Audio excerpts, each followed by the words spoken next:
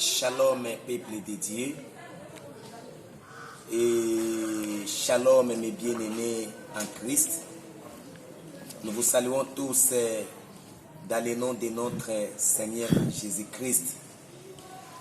Et je suis apôtre César Limem, l'homme de l'Apocalypse, résident à Kisangani. Suis-je le visionnaire d'une grande communauté et appelé Christ revient. Vraiment, je voulais vous annoncer un message fort qui touche presque toute l'étendue du monde. Le monde est dans le bouleversement, le monde est dans le chaos, le monde ne sait quoi faire. Suite à cette pandémie surnommée coronavirus. Ensuite, je voulais un peu expliquer le coronavirus. Et puis, je vais faire la parenthèse entre le coronavirus et celui du 4e sceau de l'Apocalypse, chapitre 6, verset 7 à 8, où nous voyons l'apparition du cavalier de couleur pâle. Mon frère, ma soeur, le coronavirus, c'est quoi? D'après mes recherches scientifiques en tant qu'un homme spirituel et sur le plan historique, le corona, ou soit le corona, d'abord, c'est le nom d'une personne, une fille qui vivait à Rome et épouse de Victor. Quand est-ce que cette fille a eu le nom de Corona? C'est juste après le premier martyr chrétien appelé Étienne qui a été consacré le même jour avec Philippe. Et si vous sondez les Écritures, c'est tout précisément en Actes chapitre 7, verset 50 en 54, là où on parle de l'Étienne, le premier martyr chrétien. Il a été lapidé suite à sa foi. À un moment donné, la fille qui s'appelait au départ Élisée va se retrouver aussi devant l'oppression du monde pour avoir nié à son Christ. La fille était tenue ferme pour ne pas nier à Christ. Il était obligé de tenir la croix du Seigneur jusqu'au bout et à la fin des comptes, il a été couronné, cloué sur une petite croix. C'est à partir de ce jour qu'on avait nommé à cette fille au nom du Corona. Corona veut dire couronne. C'est lui qui porte la couronne du martyr. C'est ça le Corona.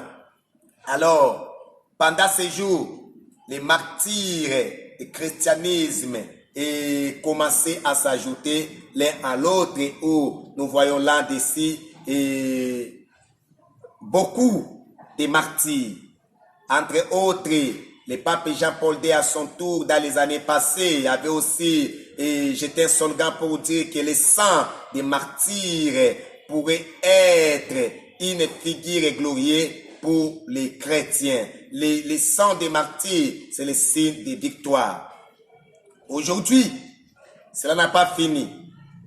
Le monde est dans le chaos avec le virus Corona. Partout. La situation a commencé à Chine avec plus de 81 000 cas et cela a tué plus de 3 000 personnes. Le nombre de personnes guéries sont là, mais il y a encore des cas qui s'ajoutent.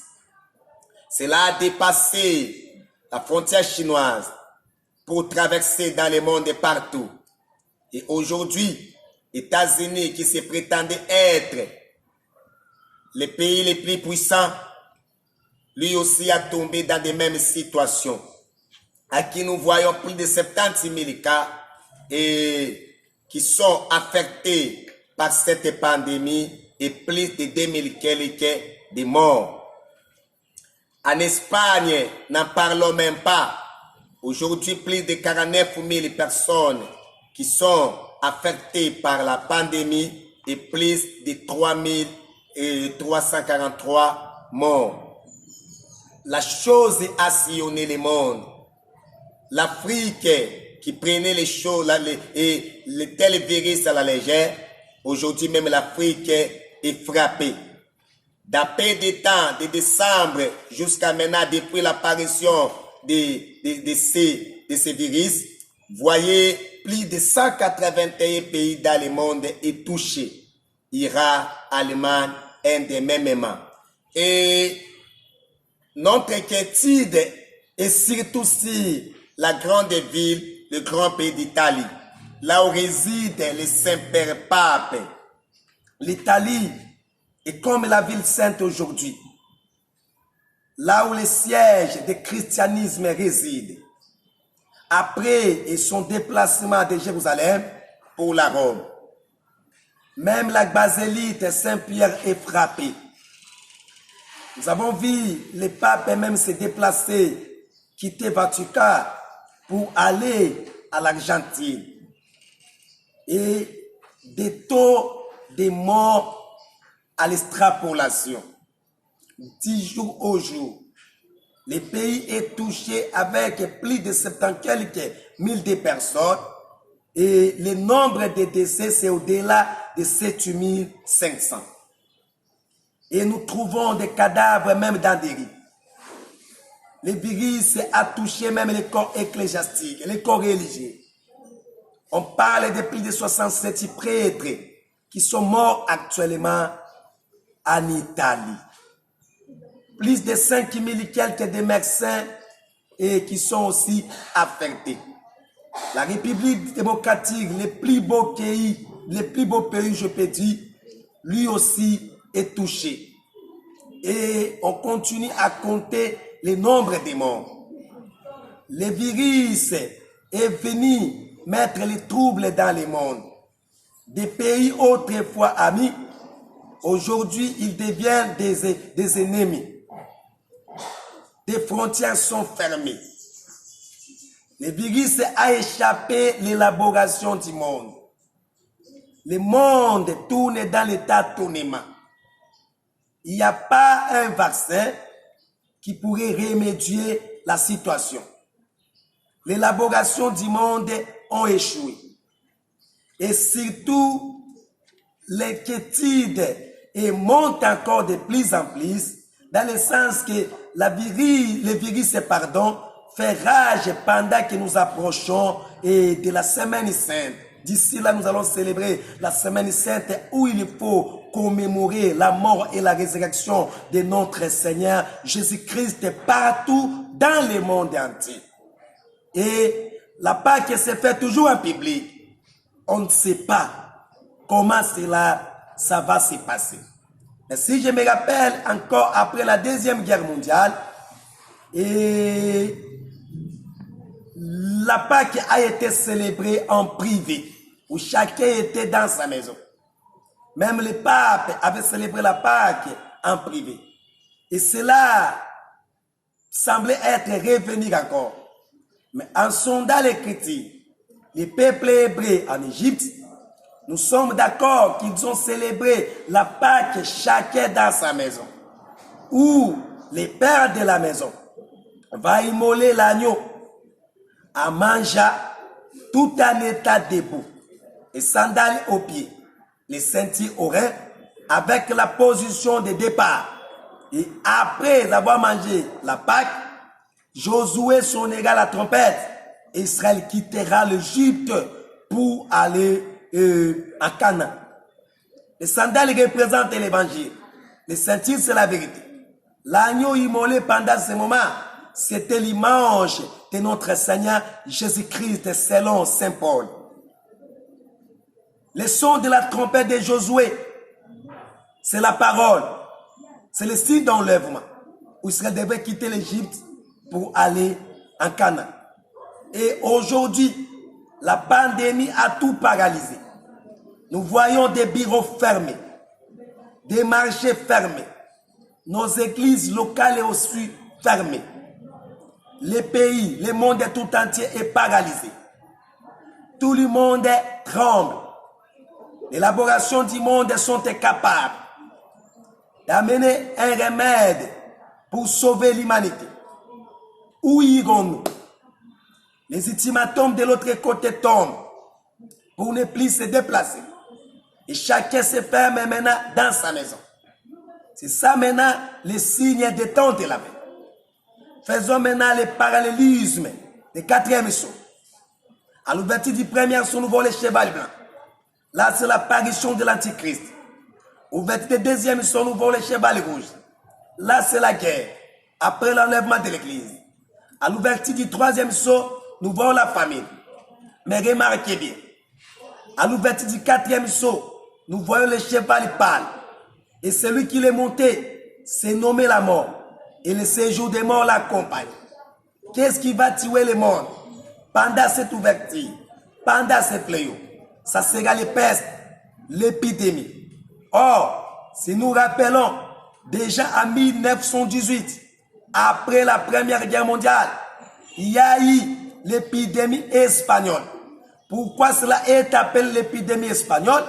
Ce n'est pas que l'épidémie a commencé en Espagne.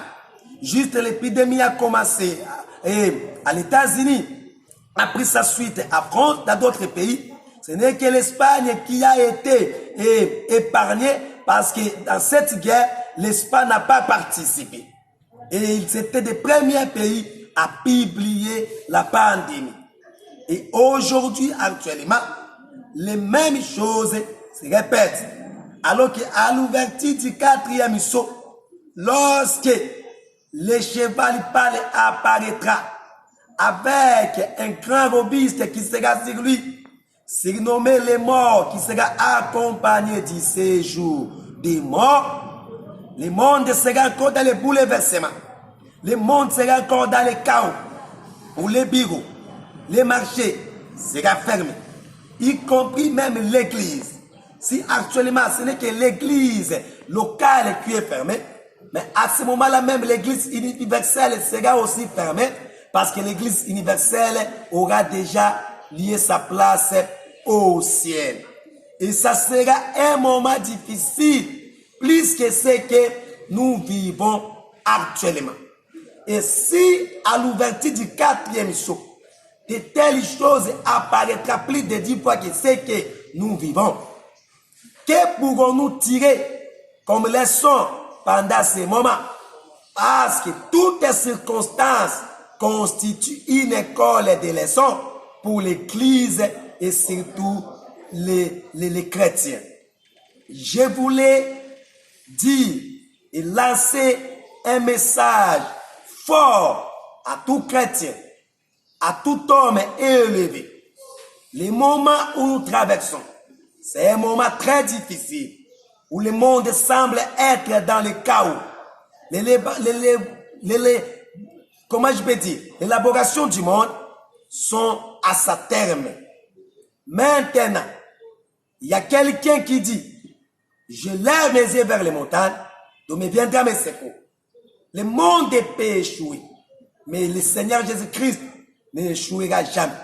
Le laboratoire du monde peut être limité, mais nous savons, il y a un laboratoire élevé.